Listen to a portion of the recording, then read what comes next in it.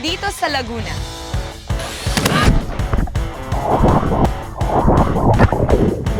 Today, we are at an ultimate extreme playground here in Los Baños, ang Laresio Lakeside Resort. Get ready to be thrilled.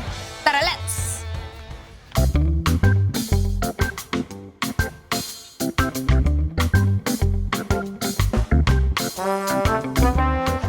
Gusto ko sanang subukan kung ano yung mga activities na meron kayo dito.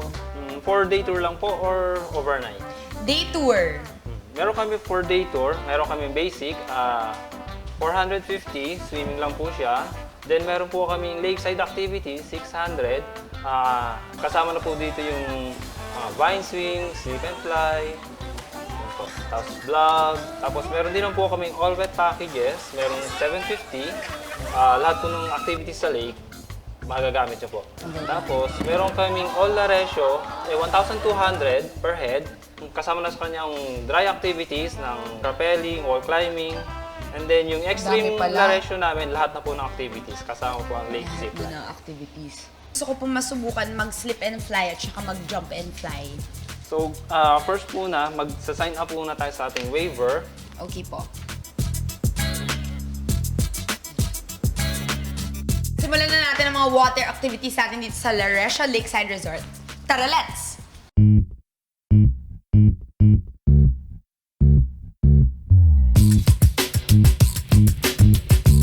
Ito na, simulan na natin ang ating first activity. Ang unang-una kong gagawin dito sa Laresio Lakeside Resort ay ang slip and fly. Tara, let's!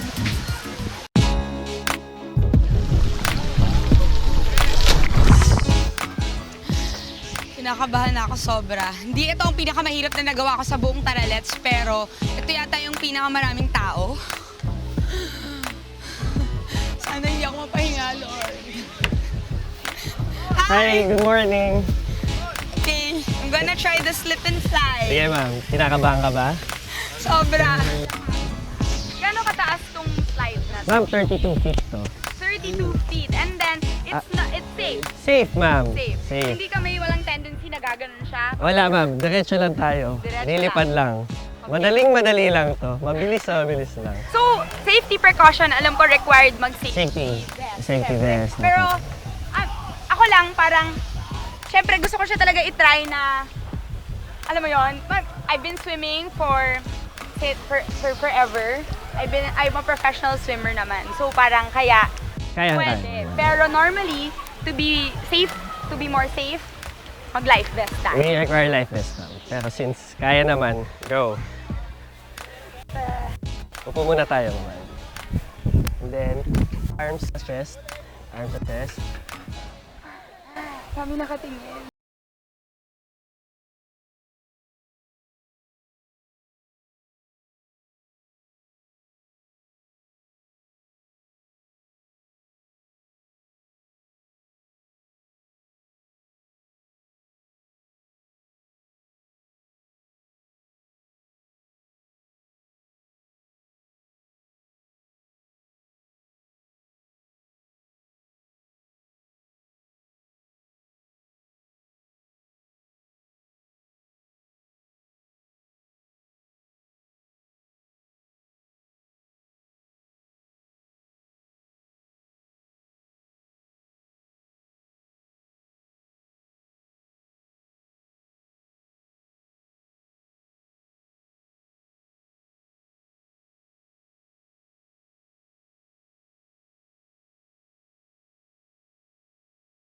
Medyo nag-go ako sideways. I don't know why. Pero, usually kapag nangyayari yung mga ganun, parang yung structure ng slide, built talaga siya for you to go all the way down. So just don't stop yourself or hold on to the slide and you'll still fall. You'll still land on the water. It was so much fun. I would actually do it again. This is a place na would be really fun to bring your friends. Kasi ang daming mga activities na magagawa.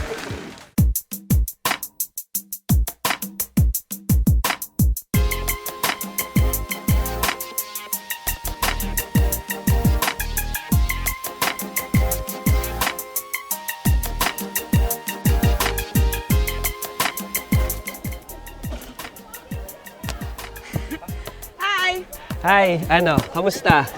Sobrang saya pala dito. Ang dami magagawa. It's not just the slip and fly and the blob, which is what I wanted to do, kaya ako pumunta dito. Pero may mga, yung surroundings like that area. Actually, dun sa side na yun yung camping site namin. So, may camping package kami. So, doon namin sila dinadala pag magka-camping sila. Ang galing oh, parang if you don't want this parang hotel resort vibe, pwede ka naman mas more pang naturist. And then you go there, and then, how do you get there? Actually, we have balsa, hatid ka nila.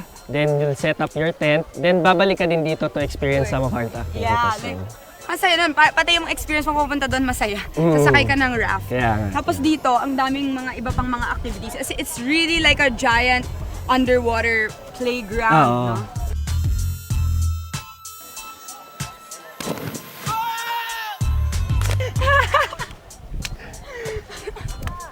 Parang hindi siya prepared. Hindi niya alam, natatalo na yung mga tao sa likod niya. Yun yung dagdag excitement dun eh. Surprise! Pero sobrang, oh my God, wait lang, may na-realize ako bigla. Sa, pag ginawa ko yun, tapos lumipad ako, paano kung biglang magtama kami ng bird?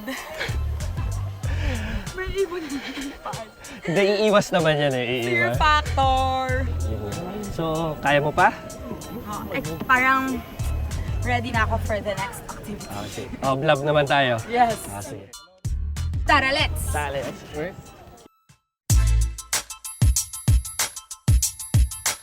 Ang ganda ng view, no? Actually, kakaiba naman to na you're at a lake. So, ibang experience naman siya. Ibang klaseng nature experience. It's a combination of both. Parang you're enclosed in a place na ang dami magagawa. At the same time, you're close to nature. Kung ako pumunta ako dito, doon ako sa campsite.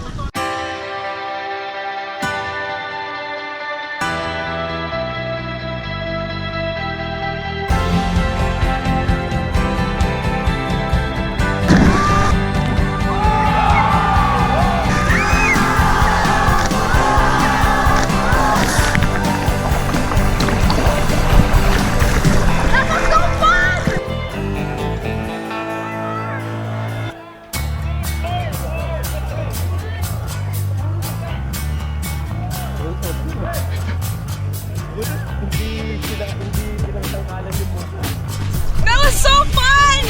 Before, my dream was to be a diver like that. I got to dive! Pero sana sa next try, chamba lang yun. Sana sa next try, di naman ako, baka mamaya, chan ko na yung madali.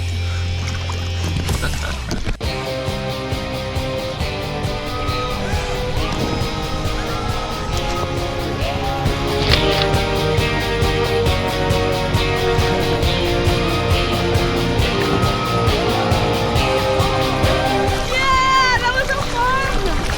10 out of 10! Masaya! Gusto ko ng ganyan sa bahay ko. Buti lang si Ellie, hindi niya ako napanood. Alam mo bakit? Iiyak yun kasi gusto niya siya rin. Itatry niya rin yan. Parating ko lang halos dito pero sobrang enjoy na ako. Sinisigurado ako sa inyo na when you guys come here, kahit ano man ang trip niyong gawin, whether it's nature tripping, it's doing all of these activities, or just being with your friends or family, you would really have a blast here. It's your money's worth. Marami pa tayong pupuntahan at susubukan ng mga activities dito sa Laguna. Tara, let's!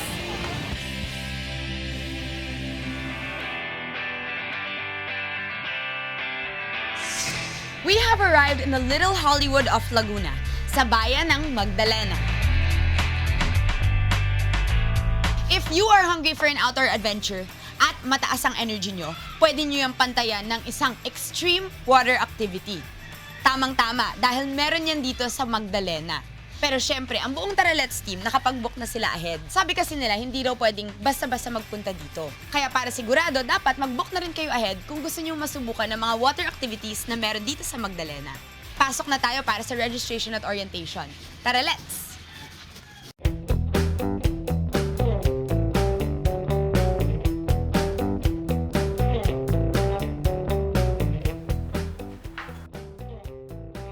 Okay, welcome po sa Bayan ng Magdalena. So, first rafting adventure, ang company po namin ay Mollywood Adventure Tour. Okay, Magdalena also dubbed as Little Hollywood or Movie Capital of the Philippines. Nag-open po kami sa public ng 2013. So, using an inflatable raft, ito po yung ating adventure po natin.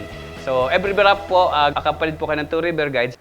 Okay, aerial views. Stretch po natin 7 kilometers. So approximately 2 hours river run po tayo. In international scale of river difficulties, kami po ay grade 3 level. So meaning po, friendly and family rapids. Good for basic paddlers. So okay lang po sa mga beginners. Once na grade 4 po tayo, hindi na po kami tumatanggap ng guest.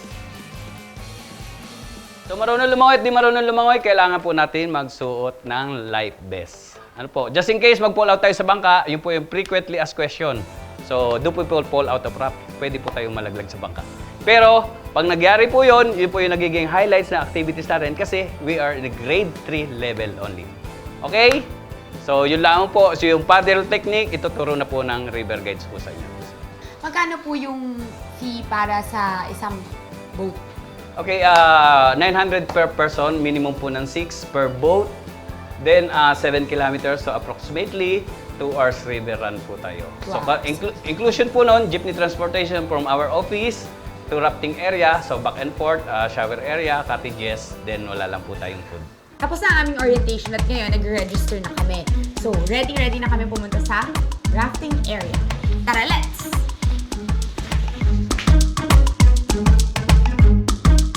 Ay, ready na kami mag-water rafting adventure. Sakay na tayo ng jeep papunta sa starting point para ma-start na natin ang ating water rafting activity. Tara, let's!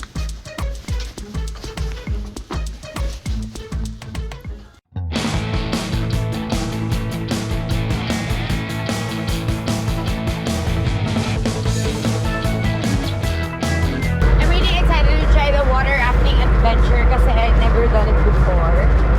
Quite nervous kasi it seems dangerous ang napapanood ko sa mga pelikula. But then again, it's not like that ever stopped me from trying out these kinds of things. Hindi ko nga alam na kung hindi ko pa siya nakita online, hindi ko malalaman na meron palang pwede mo pala ma-experience mag-white water rafting sa malapit. Akala ko kasi sa malayong part lang ng Pilipinas. Meron naman palang ganito sa Luzon mismo, dito sa Laguna. At least ngayon, magagawa ko na siya at masusubukan from a nearby area bago ko masubukan gawin siya sa Cagayan de Oro.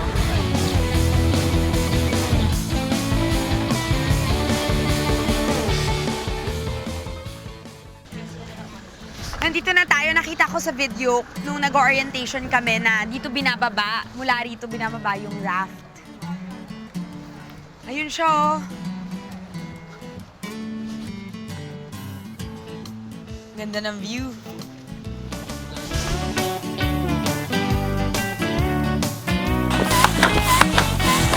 Ito na yung raft. Pinapump na nila.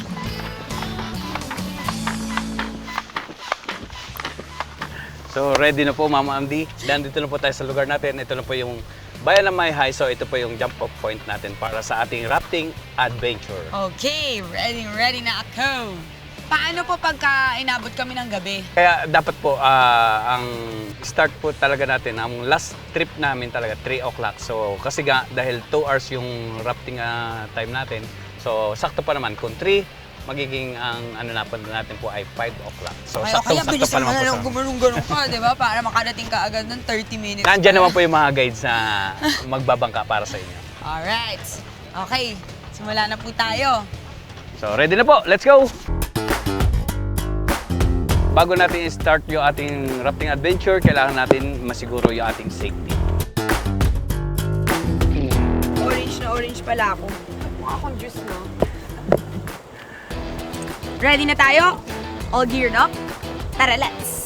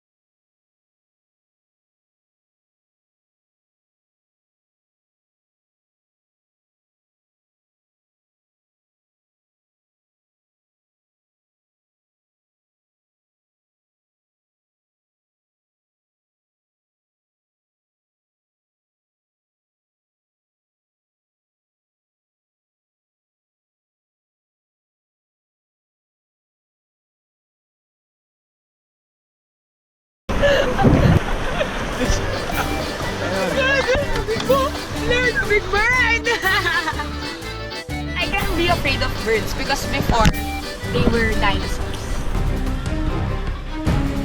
Ganun nga, di ba? Pag may rabbit, parang woo! Woo! Woo!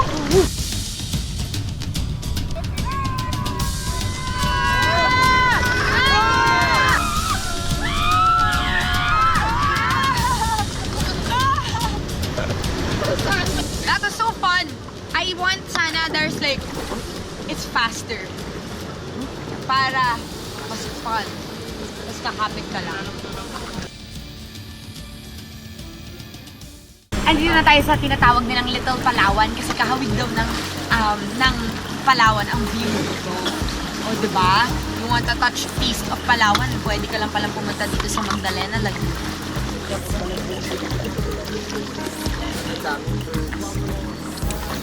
View kahit na it's not just about the water rafting experience, it's also about the beautiful view. It's so scenic. It's also so majestic.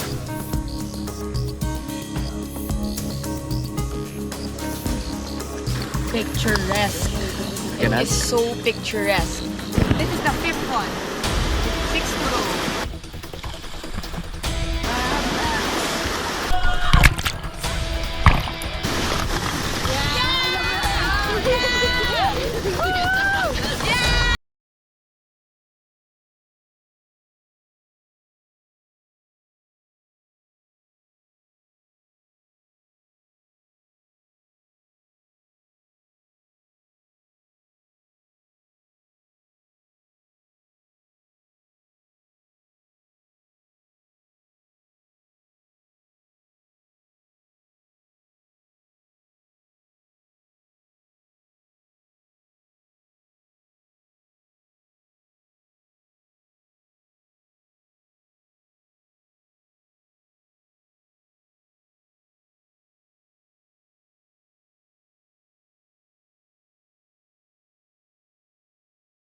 Saan na yung next na mapupuntahan natin?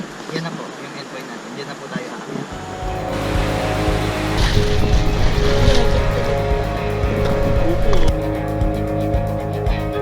Yay! We have gone through all 11 rapids and now we're at the end point na. Dito yung dam kung saan masusubukan ko naman mag-tubing. Tara, let's!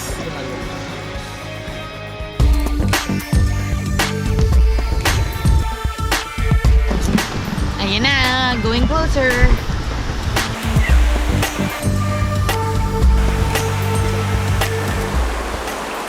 Ayan na. Dito na tayo sa tip. Lamig! Ala! Ang lamig!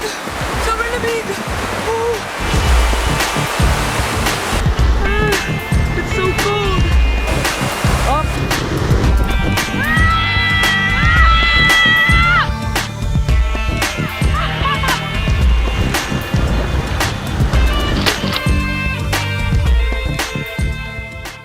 Tapos ko na ma-experience yung water tubing. Sobrang saya niya. It's something that anyone of all ages can do. Actually safe.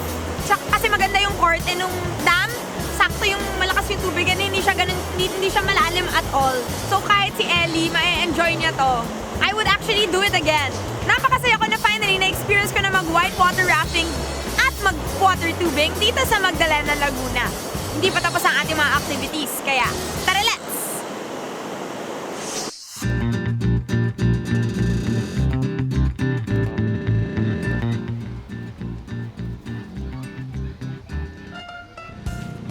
Tapos na nating ma-experience ang whitewater rafting sa Magdalena. Ngayon naman, susubukan natin kumain dito sa Victoria, Laguna. Marami mga tabi-tabing mga restaurant dito na ang specialty nila ay itik. Dahil ang Victoria ay sikat sa kanilang duck farms. Sa katunayan, ang Pateros, kumukuha sila ng kanilang supply ng balot, ng penoy at ng salted egg dito. Kaya excited na talaga akong matry ang kanilang mga specialty. Tara, let's! Hello po. Hello po. Gusto ko po sana subukan yung inyong mga specialty na mga duck dishes. Sige po, ma'am. Pili na po kayo. Gusto ko po masubukan yung duck sinampalukan, duck sisig, adobong itik, pekin kinulob. Magkano po yun? 250 po yung isa. 250 yun. Pero lahat ng mga ibang dishes na sinabi, 100. 100 pesos lang sila. May kasama na po bang rice yung order? Yung pong mga meal, may kasama na po siyang rice. Yun na po. Ito po ba yan? Opo na po kaya, sa serve na lang po. Salamat Thank po, you. ma'am. Gutom na ako. Mukhang masarap lahat ng in-order ko. Pero lahat, Doc. Ito po yung unang siserve namin sa inyo. Ito po yung tinatawag namin na baking pinulot pa. Sinampalukan. Then ito po yung adobo namin. Ay, sisig na lang kulang. Kailangan natin maglagay ng space. Hey. Ay, ayun na yung sisig. Ito naman po yung tinatawag namin ng duck sisig. Thank you po.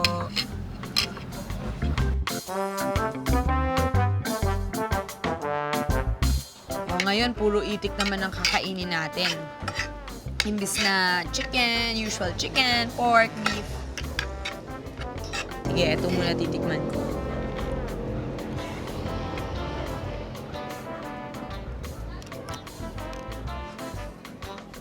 Okay naman ko to. Hindi ko alam kung ano. Hindi ko man mapapansin na ano siya. Na duck sisig siya.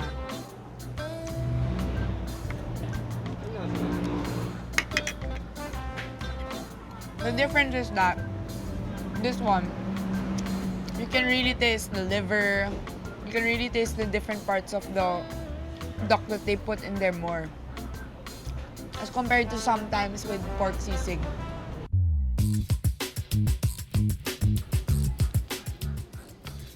It's so soft. Sobrang lambot niya. Parang ano. Oh, ang lambot niya. Natanggal siya agad. Hindi mo kailangan ng knife. Mukhang talagang juicy siya.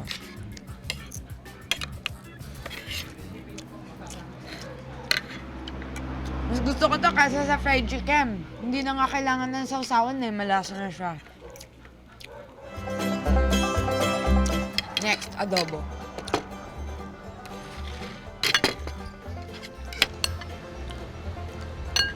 Yung adobo nila, oily, which is the kind of adobo that I like. It's not the one na masarsa, na masos. Tapos, may sili din siya, so I assume na maraming bawang.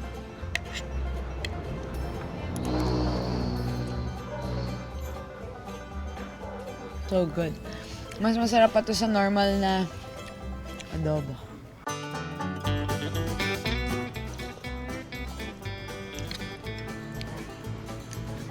Parang sinigang. I'm not changing my mind. Ito pa rin talaga yung top favorite ko. Yung servings nila, mapagbigay sila talaga. Hindi maliliit yung serving. So talagang sulit siya talaga. Hindi mo kailangan gumastos na malaki para kumain talaga ng sobrang masasarap na pagkain.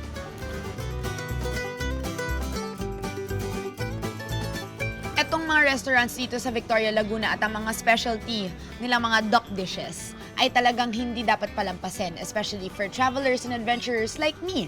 Sobrang sulit siya sa bulsa at busog na busog ka. Kaya uubusin ko muna lahat to.